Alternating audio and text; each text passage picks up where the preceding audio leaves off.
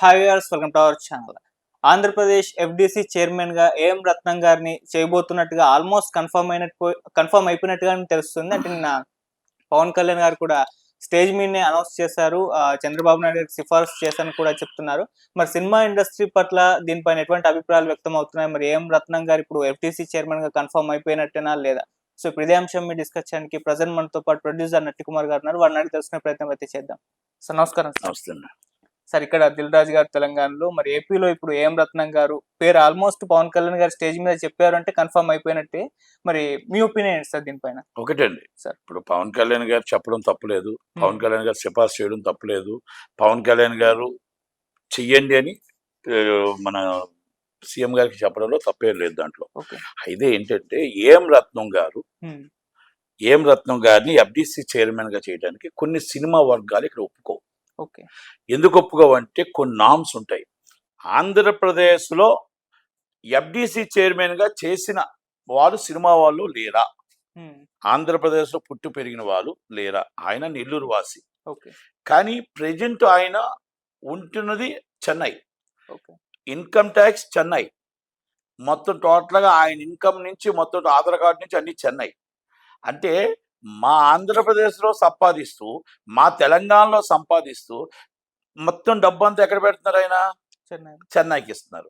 అంటే మాకు ఇన్కమ్ కావాలి, మా ఇన్కమ్ తీసుకెళ్ళి మీరు ఇంకొకటి పెడితే మాకు మా ఎంప్లాయ్మెంట్ ఏమైంది, మా ఇన్ఫ్రాస్ట్రక్చర్ ఏమవుతుంది? ఇవన్నీ వస్తాయి. ఎందుకంటే ఏ రాష్ట్రం వాళ్ళు ఆ రాష్ట్రం మనిషిని పెట్టుకోవాలని ప్రయత్నం చేస్తారు. పరాయి రాష్ట్రం మనిషి రావాలి అంటే మనం ఇక్కడ చేత కాకపోతే ఇక్కడ అంత పాటు లేకపోతే, ఎందుకంటే మురళీమోహన్ గారు చేశారు, ఆశీష్ గారు చేశారు, ఎంతో మంది ఎఫ్డీసీ చైర్మన్ చేశారు. కనుక FDC chairman is very very valuable. ఎందుకంటే ఇప్పుడున్న పరిస్థితుల్లో ఆంధ్రప్రదేశ్ చాలా వాల్యుబుల్. ఎందుకంటే ఇప్పుడున్న పరిస్థితుల్లో ఒకప్పుడు ఛాంబరు, ఒకప్పుడు కౌన్సిల్, ఒకప్పుడు సినిమా ఇండస్ట్రీ ఒక చిన్నపాటి ఇండస్ట్రీ. ఇప్పుడు మొత్తం minimum 500 crores and 1000 crores business and turn over to 5000 crores వెళ్ళిపోతుంది. ఈ 5000 crores వెళ్ళి దిగ్గజాలు వస్తున్నారు. ఇప్పుడు సినిమా ఇండస్ట్రీలో పెద్ద పెద్ద కంపెనీలు వస్తున్నాయి, మాల్స్ వస్తున్నాయి. ఇప్పుడు మొత్తం టోటల్ అంబానీ గారు వస్తున్నారు, ముఖేష్ అంబానీ గారు వస్తున్నారు. అలాగే మొత్తం టోటల్గా చాలా చాలా ఇంటర్నేషనల్ కంపెనీస్ వస్తున్నాయి. అవన్నీ మన ఆంధ్రప్రదేశ్లో తీసుకొచ్చి మన సినిమా ఇండస్ట్రీకి మనం డెవలపింగ్ చేయడానికి, సినిమా మాల్స్ కట్టడానికి, మన థియేటర్స్ కట్టడానికి, స్టూడియోలు కట్టడానికి, మన పెట్టుబడులు పెట్టించడానికి, స్థలాలు ఇప్పించడానికి మొత్తం దానికి సరైన వ్యక్తి కావాలి. నేను ఏఎం రత్న గారిని తప్పు పట్టట్లా, పవన్ కళ్యాణ్ గారి మాటలను తప్పు పట్టట్లా. కానీ అక్కడ ఇప్పుడు నేను ఆశించాను, ఎఫ్డీసీ చైర్మన్ గా నేను కూడా ఆశించాను. ఓకే, 6 నెలల క్రితమే నాకు అవదని చెప్పారు. ఎందుకంటే అది జనసేన పార్టీ కింద ఇస్తున్నాము కనుక వాళ్ళు డిస్కస్ చేస్తే తప్పలేదు. దాంట్లో మనం కూడా రికమెండ్ చేస్తాం. అందరూ ఆశిస్తారు, వచ్చింది ఒకరికే వస్తుంది, తప్పేం లేదు దాంట్లో. మనం ఎవరు చేసినా రికమెండ్ చేసినప్పుడు వాళ్ళు వర్క్ చేసుకోవాలా, ఇస్ అ వర్క్ అది. కనుక ఇప్పుడు ఏఎం రత్నం గారు ఛాంబర్కి యాంటీగా, కౌన్సిల్కి యాంటీగా, ఇండస్ట్రీకి యాంటీగా ఒక ఛాంబర్ సృష్టించాడు. ఒక ఛాంబర్ ప్రెసిడెంట్ గా ఉన్నాడు. Unauthorised is chamber, not only recognised body. Is AP film, AP government and Telangana government and South Indian chamber not recognised.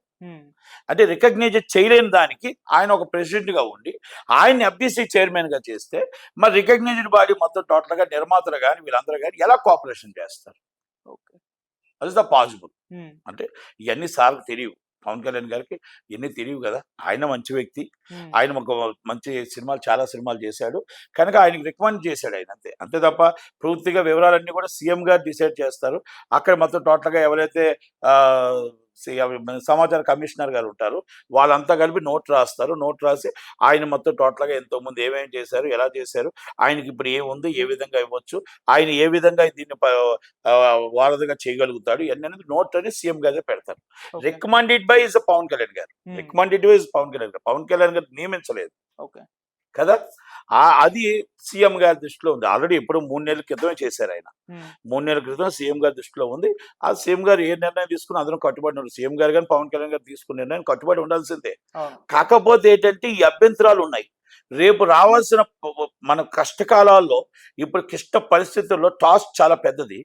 వేల కోట్లు పెట్టుబడి కావాలి, వేల కోట్లు మాల్స్ రావాలి, మొత్తం స్టూడియోలు రావాలి, అమరావతిలో స్టూడియో కట్టాలి, మన విశాఖపట్నంలో 30 కిలోమీటర్ల కారిడార్ రావాలి, మళ్ళీ ఎన్నిటికి మొత్తం టోటల్గా మన గోదావరి ఒడ్డున మొత్తం టూరిజం డెవలప్ అవ్వాలి. టూరిజం అండ్ ఎంటర్టైన్మెంట్ రెండు, ఎఫ్డిసి అండ్ టూరిజం రెండు తల్లి పిల్లలు లాంటివి. ఆ రెండు కలిసి చెయ్యాలి వర్క్స్.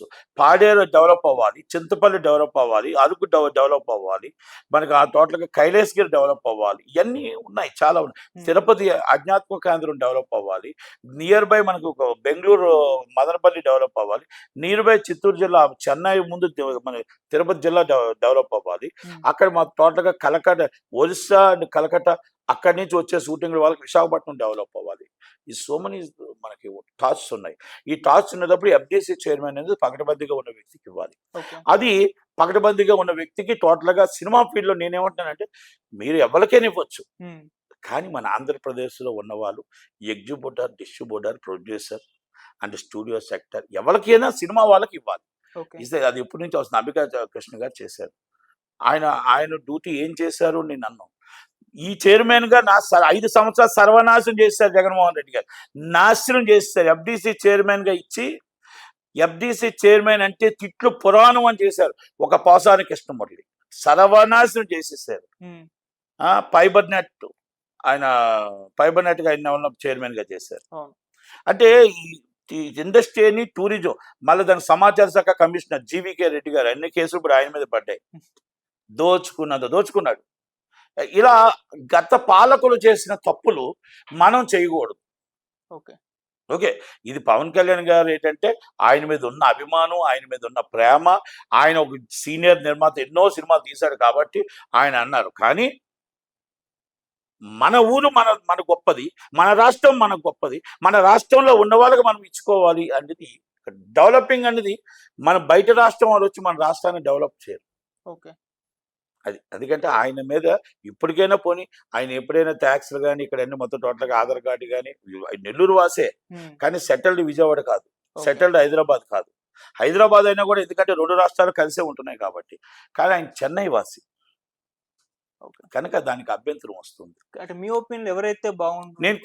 నేను అవుట్ అండ్ అవుట్ ఇప్పుడున్న పొజిషన్ ప్రకారం, ఇప్పుడున్న ఈ టాస్క్ ప్రకారం, ఇప్పుడున్న దాని ప్రకారం నీతి నిజాయితీ పరుడు, నడిపించగల సత్తా ఉన్నవాడు, నడిపించగల దమ్మున్నవాడు కేఎల్ నారాయణ గారు.